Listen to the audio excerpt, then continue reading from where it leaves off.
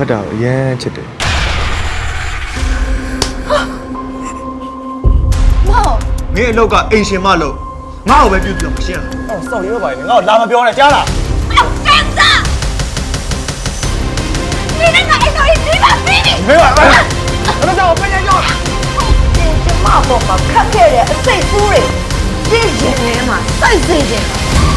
စိတ်ကူးစူးပြီးနေခဲ့လိုက်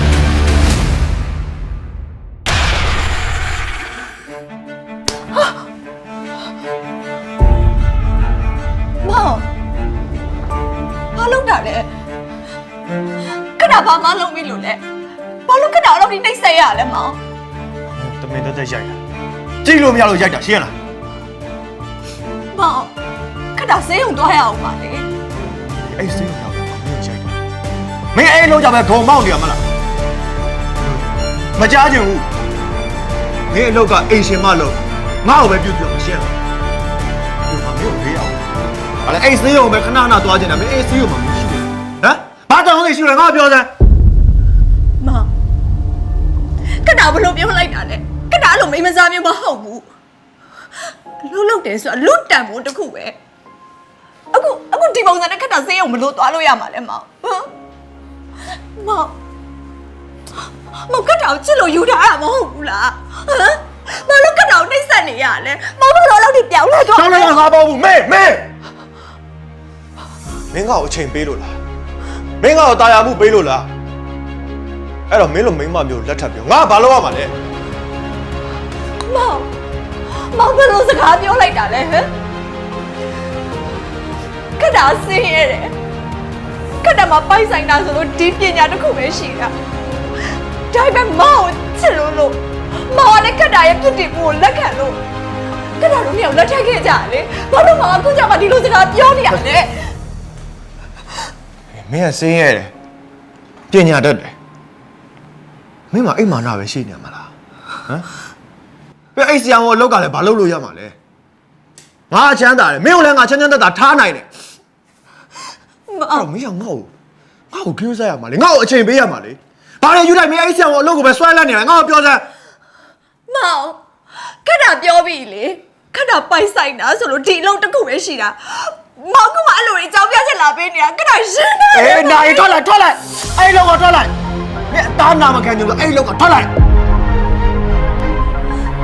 မထွက်ဘူး ဒီနေ့ပါပဲ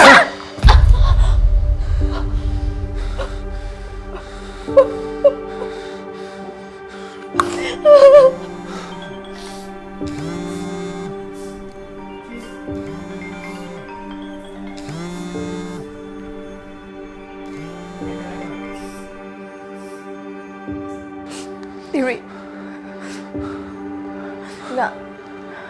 ငါအခုလာလို့စင်မပြေလို့တယောက်ယောက်ကြည့်ထားလိုက်ပါလား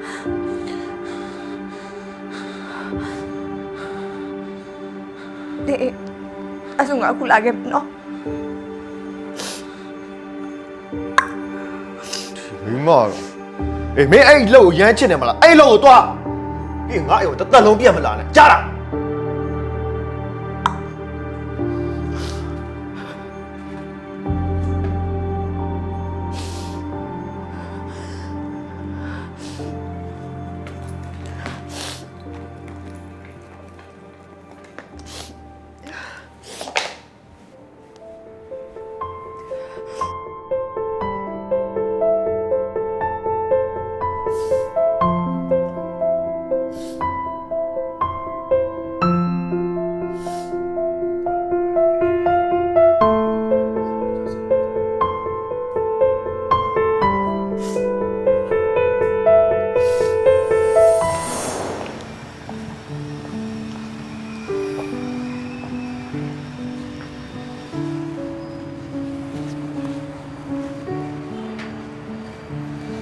ခက်တာ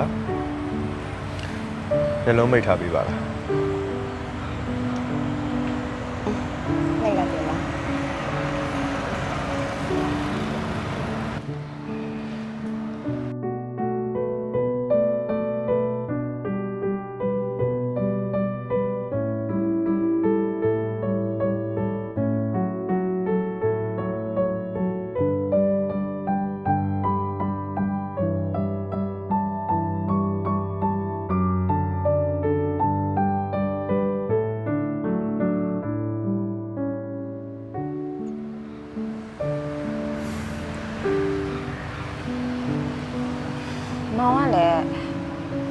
တာကိုတစ်ခုဝယ်ပေးနေတော့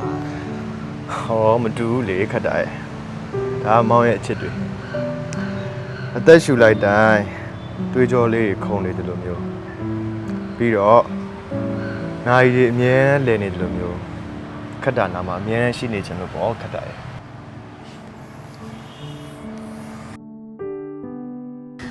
မောင်ကလေအရန်ချစ်တတ်တာပဲ အဲ့ဒါဟောဒီကကောင်မလေးကြောက်ပို့ပြီးချစ်တက်သွားတာအဲ့ကြောင့်မောင်ဘွားတစ်ခုလုံးကိုအပိုင်ပေးလိုက်တာပေါ့ခက်တာရဲ့ ခတ်တာအတွက်ကကြတော့မောင်ကပထမဆုံးနဲ့နောက်ဆုံးချစ်ရတူပါနော်ခတ်တာအစင်းရတော့လေချစ်ရမှာအရန်ကြောက်တာပြီးတော့အိမ်မှာဆိုရင်လည်းခတ်တာငယ်ငယ်လေးကမျက်နှာသာမပေးခံရအောင်အိမ်မှာလည်းခတ်တာဘယ်သူမှလိုလားမရှိကြဘူးအားကြောင့်ခတ်တာလိုကန်ဆိုးတဲ့မိန်းကလေးကနောက်လို့စားရပြေဆုံးတဲ့သူပိုင်ဆိုင်ရမှာဆိုတော့ခတ်တာပူလို့တော့အားငယ်မိသေးတယ် ခက်တာဟုတ်ကြည့်ခက်တာဘာမှအားငယ်ကြမလို့နော်မောင်ပိုင်ဆိုင်သမျှအားလုံးအားခက်တာပိုင်ဆိုင်သမျှပဲခက်တာကိုဒီနေ့ကစပြီးတော့စိတ်ချမ်းသာအောင်ထားမယ်နော် ခတ်တာတော့ကချမ်းသာဖို့ဆိုတာတဲ့အချစ်ခံရဖို့ပို့ပြီးတော့မမောတာ ထပ်တူပေါ့ခက်တာခက်တာဟောခက်တာကိုအရင်ချစ်တယ်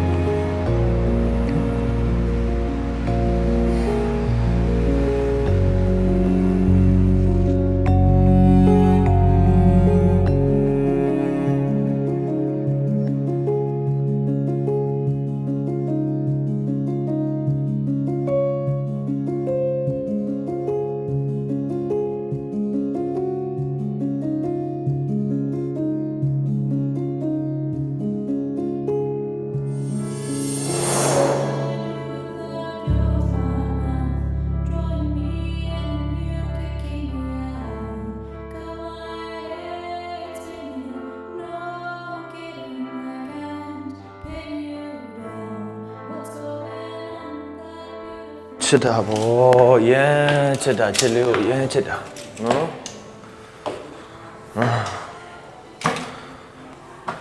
ရှုံမိမကွာလိုက်တော့ကွာအဲလစ်ကရှင့်ပထမပဲဖြစ်ချင်တာနော်အဲလစ်မဆောင်းနိုင်တော့ဘူးလို့ အဲ့လက်စအဲ့ဒါဘာလို့ကိုယ်စိတ်ကောက်ပြီးတော့ထားခဲ့သေးလဲဟမ်ကိုယ်ကမင်းမယူမိသွားတာဗောအဲ့လက်စရ ဘာလဲရှင့်အဲ့မိမနှမျောနေသေးရလား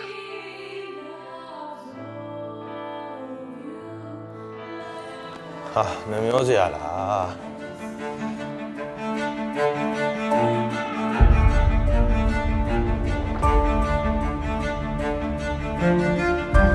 အေးမင်းမ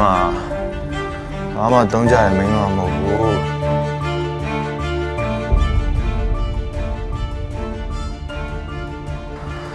ပြီးတော့လေအဲလစ်လောက်လေပြုစုမကောင်းဘူးလား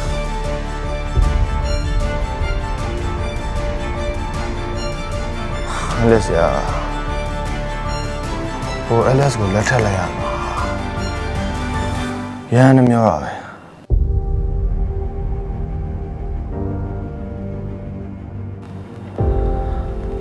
Alice ကို Alice ကိုဒေချာပေါက်ပြန်လာမယ်ကိုစောင့်နေနော် တကယ်တော့ချစ်တယ်နော်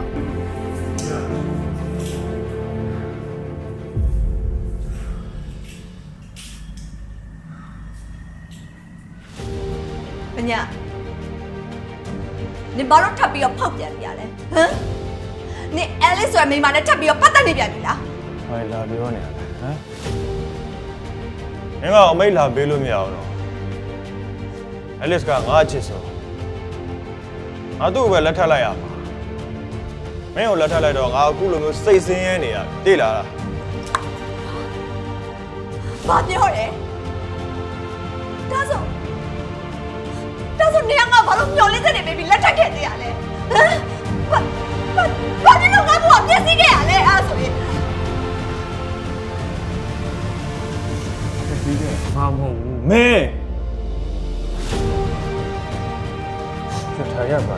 ဘာစောက်ရင်ကဘာဆောက်ထားကြပြီလဲဟမ် နစ်ကမဟုတ်တီတော့နင်နာတယ်ဟဲ့လားဟမ်ဒီနေ့ဘာနေ့လဲဆိုတော့မသိရတော့လောက်အောင်ဒီနေ့တော်တော်ပြစ်နေရတာ ခက်တာချုံမင်းနဲ့ငါကြမှာဘာနေမှမရှိတော့ဘူးအဲ့ဒီအလုံးငါမေးလိုက်အဲ့တော့စောက်ရင်ကဘာလဲငါလာမပြောနဲ့ကြားလား အော်ကန်ဆာမဆန်အချမ်းသာပြီးတော့သိတယ်မရှိအော်ကန်ဆာကောင်ဒီလိုမျိုးကောင်လေတော့တောင်းနေလို့ဘယ်လိုကိုယ်ခွေလာပြငါမရင်သိလားနေနဲ့ငါအဲ့တော့ဒီမှာပြီးပြီ ဘယ်လိုကြောက်ပြန်လဲ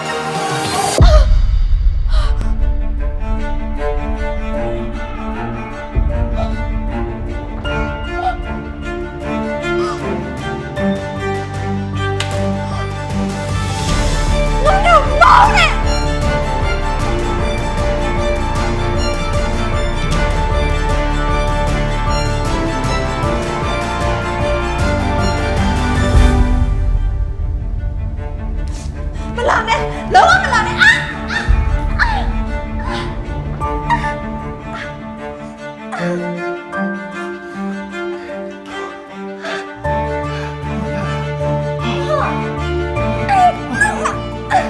ပြုတ်တော့မှရမှာပေါ့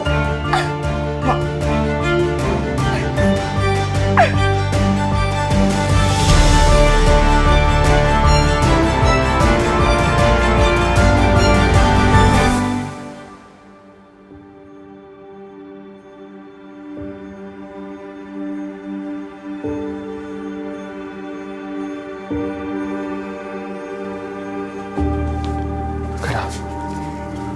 ခက်တည်းရပြီလား သွားဘာလာလောက်တာလဲထွက်သွား ခက်တာမောင်တော့မှပါတယ်နော်မောင်ပါရပါမောင်ကြောင့်မောင်တို့ကလေးတွေခုလိုဖြစ်တာခက်တယ်နော် ဖဲညငါထွက်သွားလို့ပြောနေရနော် မောင်တော့မှပါတယ် သွားတော့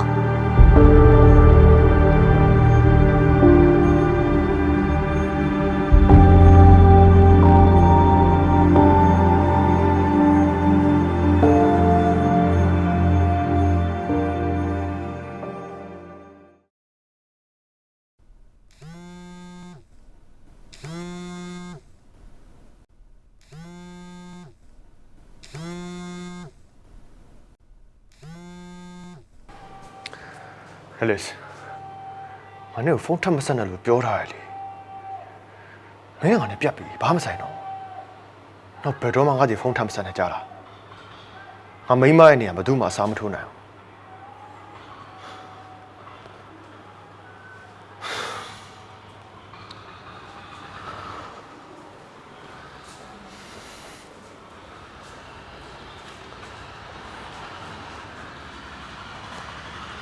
ဆမကျွန်တော်မျိုးသမီးရော ဒါဒါဆေးရောက်နေဆင်းသွားရှင် ဟုတ်တယ်လားခက်တာအဲ့လိုလုပ်လို့မရဘူးလေဒုက္ခပဲ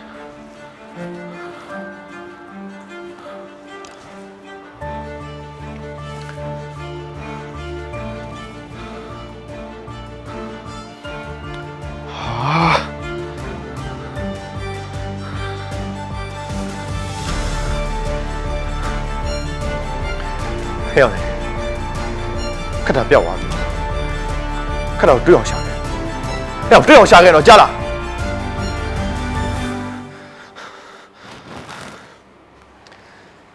ခက်တာဘာရှောက်လို့နေတာလဲမင်းအဲ့လိုထွက်သွားလို့မရအောင်နော်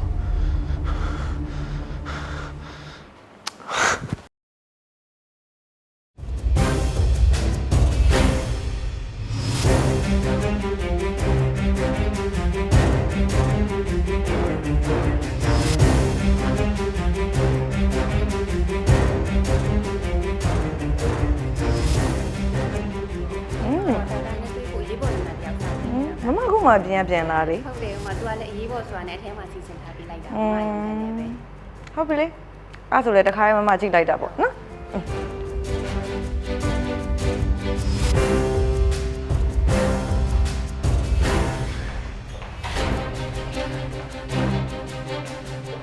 နော်ဆောက်ပြီးပြော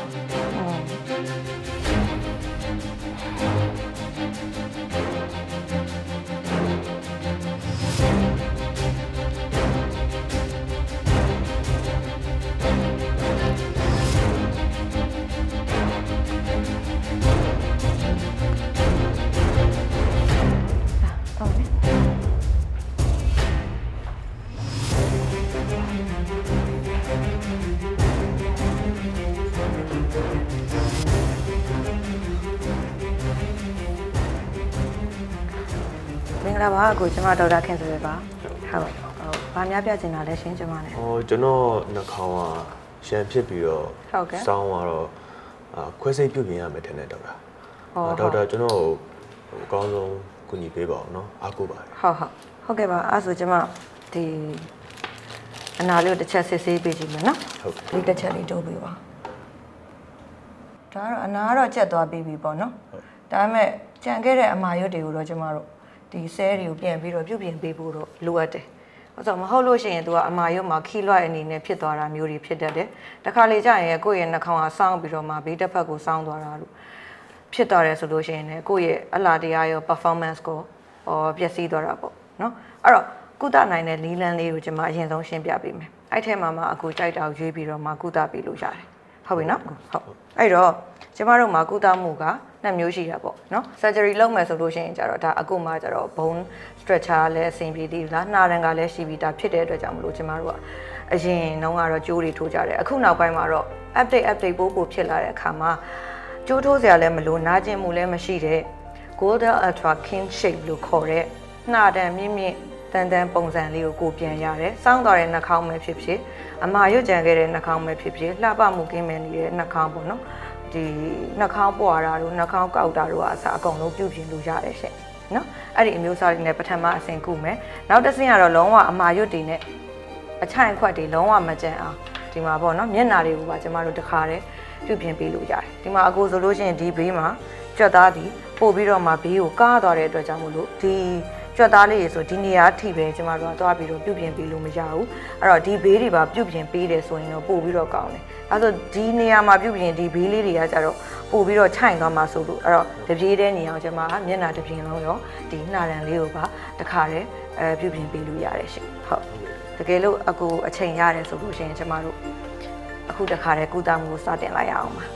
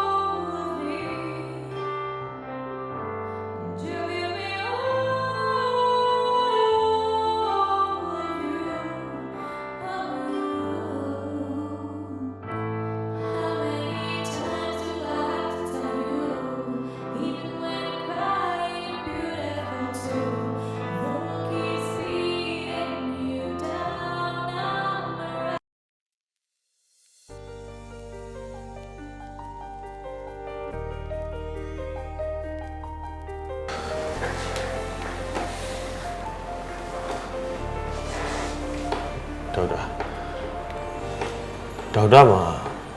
ညီမရှိလား ဘာဖြစ်လို့လဲရှင် ဟောကျွန်တော်တည့်ရသူတယောက်နဲ့ဒေါက်တာနဲ့အရန်တူနေလို့ပါဒေါက်တာသုံးတဲ့ရေမွေးတွေပြီးတော့ခုနကဖွင့်ထားတဲ့တခြင်းတွေပြီးတော့စကားပြောပုံတွေလက်အမူအရာရကျွန်တော်တည့်ရသူတယောက်နဲ့တော်တော်လေးတူနေလို့ပါ ရှင်စိတ်ထင်နေလို့နေမှာပါကျမမှညီမမရှိပါခုတော့ကျမတို့မျက်နှာကိုစမ်းသပ်ကြည့်အောင်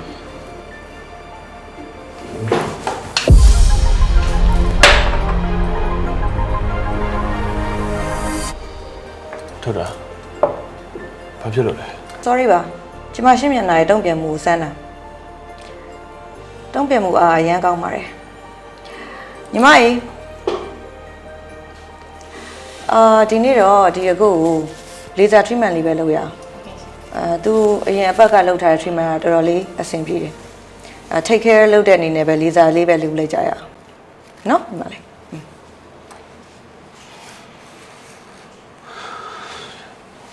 ဒေါက်တာကျွန်တော်ဒေါက်တာကိုတခုလောက်ပြောလို့ရလားဟိုကျွန်တော်အကြောင်းပါ ရပါတယ်ပြောပါ ကျွန်တော်မှာကျွန်တော်အရန်ချစ်ရတဲ့ကျွန်တော်မျိုးသမီးရှိတယ်သူ့ကိုကျွန်တော်ချစ်လုံးလို့လက်ထပ်ခဲ့တာပါဒါပေမဲ့ကျွန်တော်အတ္တရဲ့ကြောင့်ကျွန်တော်သူ့ဘောမကောင်းဗျာကျွန်တော်သူ့ကိုဖောက်ပြန်မိတယ်ကိုထီးလက်ရောက်လဲလုံမိတယ်အားကြောင့်သူကျွန်တော်ကိုမုံပြီးတော့ကျွန်တော်ဘဝထဲကနေဝေးဆုံးထွက်သွားလိုက်တယ်သူ့ကိုကျွန်တော်ဘယ်လိုမှရှာလို့မတွေ့ဘူးသူမရှိတဲ့9နှစ်အတွင်းမှာကျွန်တော်ဘဝတစ်ခုလုံးဆုတ်ပြောက်တတ်နေရပဲနေ့တိုင်းကျွန်တော်တောင်းမဲ့ချင်တယ်သူကျွန်တော်ကိုရမ်းမုန်းနေမှာကျွန်တော်ရမ်းတတိယရမ်းလဲတွေ့ကြတယ်တော့လည်းရနေပါပြီဗျာ အဲ့လိုပါပဲလူဆိုတာအမှားနဲ့တော့ပဲกินနိုင်မှာမလဲ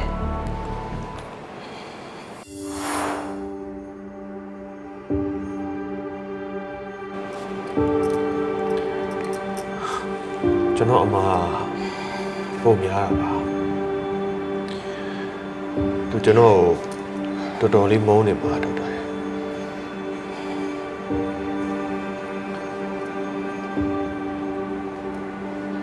ကဲဟုတ်ပြီလေကျမတို့နောက်ဆုံးတစ်ခေါက်တွေ့ပြီဆိုလို့ရှိရင်တော့ကျမတို့ကိုတောင်းမှာပြီးပါပြီ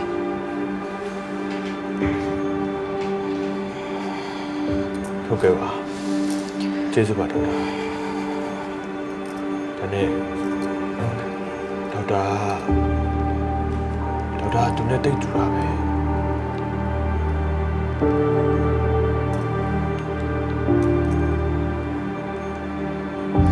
ရှင်စိတ်ထင်လို့နေပါလား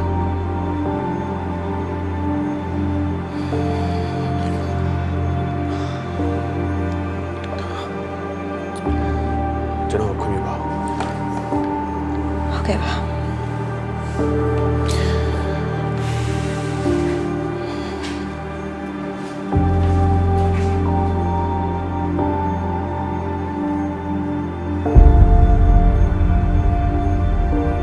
ခတ်တာမလား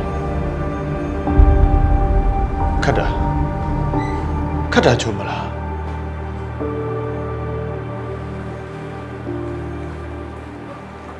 ရှင်လူမားပြန်ပြီနော် ကျွန်တော်မမားပါဘူးခတ်တာမှခတ်တာပဲ ကျမခတ်တာချုံမဟုတ်ဘူး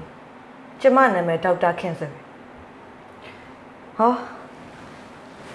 ကျုံနှုံးလေးဒါကျမရဲ့မင်္ဂလာဆောင်ဖိတ်ဆက်လေးပါ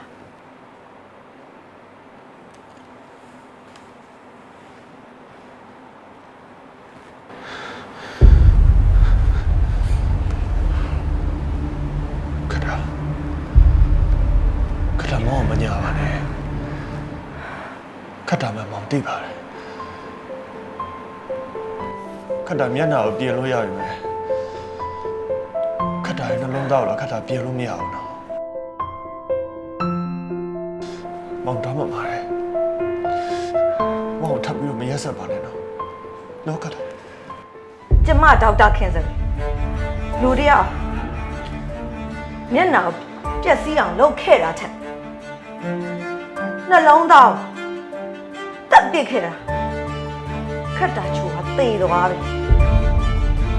ကျမရဲ့ဆရာကြီးကြောင့်ကျမဒီဘဝကိုရောက်ခဲ့တာကျမဆရာကြီးကယ်တင်ပေးခဲ့လို့ခုကျမဆရာကြီးရဲ့သားနဲ့ကျမ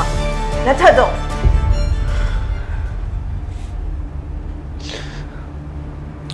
ခတ်တာမောင်တောင်းမှပါတယ်မောင်ကိုခွင့်လို့ပါနော်မောင်နာရထပ်ပြီးတော့မထွက်သွားပါနဲ့တော့မောင်တောင်းမှပါတယ်ခတ်တာမှမောင်သိတာပေါ့ခတ်တာရဲ့အမွေးတက်ခတ်တာရဲ့မျက်ဝန်း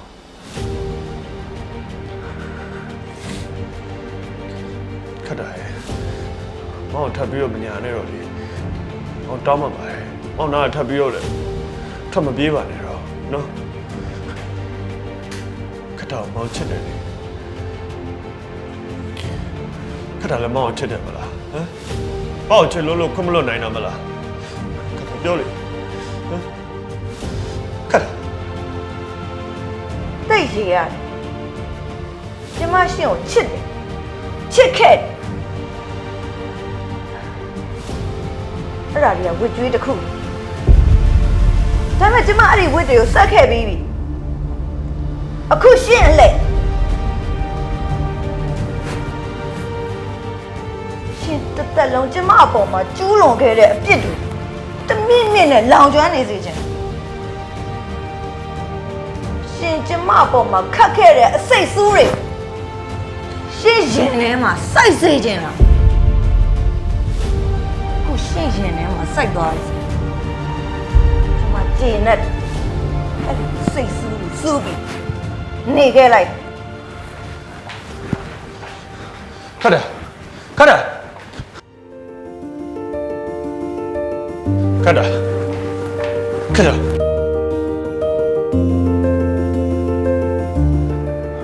ခတ်တာမောင်ကိုကြိုက်တယ်လို့လုပ်ပါမောင်ခံပါဒါပေမဲ့မောင်တော့ထားမသွားပါနဲ့မောင်တို့အရှင်တို့ပြန်နေရအောင်နော်ခတ်တာ ကျမလည်းကိုလွတ်ပါကိုပဲကြောက်ကျမရှင်ကိုလုံးဝမမြင်ချင်တော့ကျမမျက်စိရှင်းမှာလည်းလုံးဝပေါ်မလာပါစေနဲ့ကျမရှင်တေလာအောင်မုန်းနေ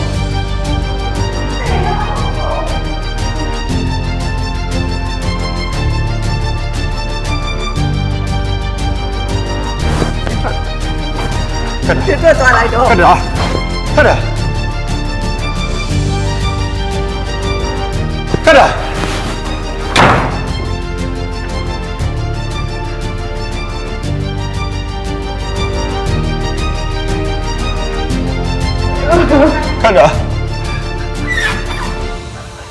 ခတ်တာမောင်တော့ဘာခတ်တာ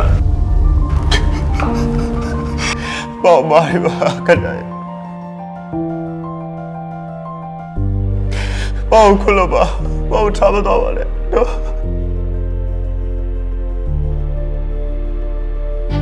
ပေါခွလို့ပါ